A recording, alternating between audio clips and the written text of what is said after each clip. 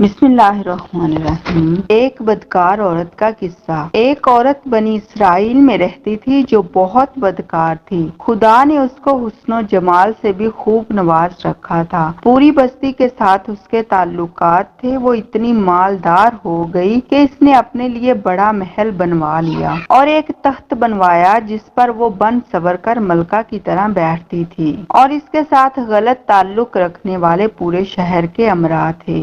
ایک مرتبہ کیا ہوا کہ وہ اپنے گھر کا دروازہ کھول کر تخت پر بیٹھی تھی کہ قریب کسی اور بستی کا نوجوان تھا جو بہت نیک تھا، عبادت گزار تھا۔ وہ ادھر سے گزرا اور گزرتے ہوئے اچانک اس کی نظر اٹھی تو اس عورت پر جا پڑی، اور اس عورت کی ایسی تصویر اس کے دل میں چھپ گئی کہ وہ آگے تو چلا گیا مگر اس کا دھیان ادھر ہی بھٹک گیا۔ پھر وہ ذکر میں، تسبیح میں، تلاوت میں جب بھی بیٹھتا تو اس کا دل ہی نہ لگتا تھا۔ اس نے روزے بھی رکھے لیکن دل سے خیال نہ نکلا۔ اس نے اپنے آپ کو تکلیف بھی پہنچائی، کئی دن اپنے آپ کو بھوکا پیاسا رکھا مگر اس کے دل سے اس عورت کا خیال نہ نکلا۔ حتیٰ کہ ایک دن اس نے سوچا کہ جب اس خیال سے میری جان چھوٹتی ہی نہیں تو میں اس کے پاس چلا جاتا ہوں۔ چنانچہ اس کے پاس جو تھوڑا بہت سامان تھا اس نے بیچا اور اس نے اتنے پیسے تیار کیے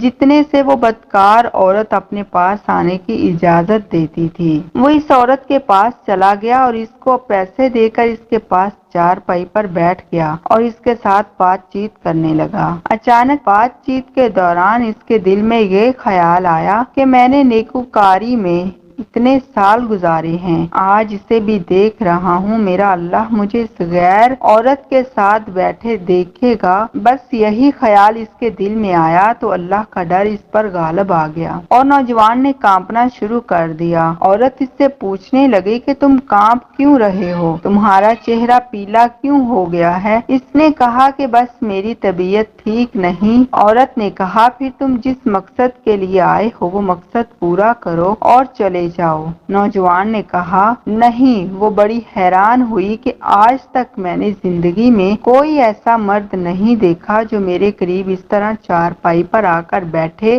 اور برائی کیے بغیر چلا جائے۔ یہ نوجوان کیسا ہے؟ مگر نوجوان نے کہا اچھا میں چلتا ہوں۔ اس عورت نے کہا کہ تم ہو؟ اس عورت نے کہا کہ تم کون ہو؟ کیا ہو؟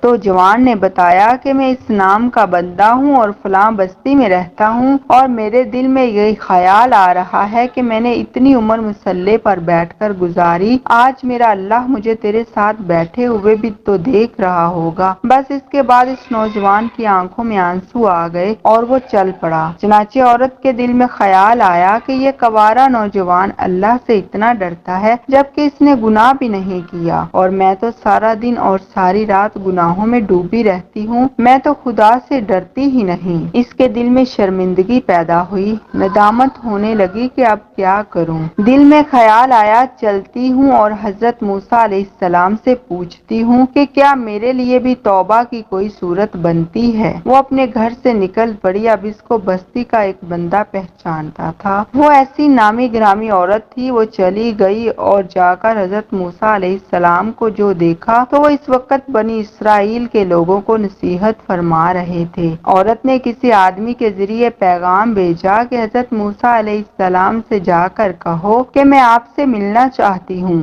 اب یہ جس کو پیغام دیا وہ بھی بے وقوف تھا۔ اس خدا کے بندے نے سیدھا جا کر سب کے سامنے کہہ دیا کہ حضرت آپ سے فلاں عورت ملنے آئی ہے۔ حضرت موسیٰ علیہ السلام نے نام سنا تھا۔ آپ کو بہت جلال آیا کہ لوگ کیا سوچتے ہوں گے کہ ایسی عورت ان سے ملنے کے لیے آئی ہے، ان کا کیا تعلق ہے۔ اس سے حضرت موسیٰ علیہ السلام نے غصے میں کہہ دیا کہ اس سے کہو چلی جائے، میں اس سے نہیں ملنا چاہتا۔ اس بے وقوف نے آ کر کہا کہ میں نے بات کہی تو حضرت موسیٰ علیہ السلام بڑے ناراض ہوئے، وہ تو بڑے خفا ہوئے۔ تم سب سے پہلے اللہ ناراض تھا۔ اب اللہ کے نبی بھی مجھ سے بات نہیں کرنا چاہتے، میرے لیے تو اب دنیا میں کوئی ٹھکانہ نہیں۔ وہ عورت بڑے اداس اور بوجھل قدموں کے ساتھ وہاں سے واپس آئی اور اسے سمجھ نہیں آ رہی تھی کہ وہ کیا کرے۔ اب وہ حیران تھی کہ اللہ کے نبی نے مجھ سے بات نہیں کی، وہاں سے واپس آئی، کیا میں اتنی گری ہوئی ہوں کہ وہ بات کرنا بھی نہیں چاہتے؟ چنانچہ وہ گھر آئی اور اس نے گھر کی کنڈی لگائی۔ اس نے اپنے کسی بڑے سے سنا ہوا تھا کہ بندہ جب اپنے رب کو منانا چاہے تو اس کو چاہیے کہ وہ اس کے سامنے سجدہ کرے، چنانچہ اسے کوئی اور طریقہ آتا نہیں تھا۔ گھر کی کنڈی لگا کر ایک جگہ اس نے